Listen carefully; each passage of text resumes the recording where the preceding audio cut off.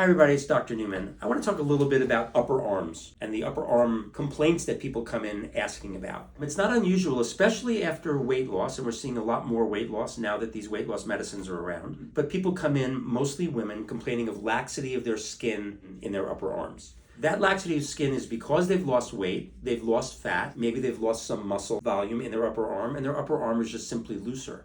Some people have a lot of fat in their upper arms, and sometimes we'll do liposuction of the upper arm. So there's a variety of things that we can do to try to treat this, and they go from the simple to the more complicated. The problem with upper arm surgery in general is that it's usually accompanied by skin laxity. And whenever you have skin laxity, taking out fat and removing tissue tends to make the skin even more lax. So in this day and age, it's very unusual for me to do any kind of liposuction of the upper arms without something to try to tighten some of the skin. And typically I'm using Renuvion in my practice. We're starting to think about using Ellacor as well in the practice to try to tighten skin anywhere, but specifically for the upper arms. For people who have a dramatic amount of extra skin in their upper arms, these are people who might require surgery to remove it. And usually I reserve surgery for people who have really significant problems. The scar for upper arm surgery sometimes can extend to the elbow, if not beyond, depending upon how much skin there is. And because of the direction of the scar, sometimes the scar is visible. So typically it needs to be somebody who has a dramatic enough problem where it's worth the risk of that scar.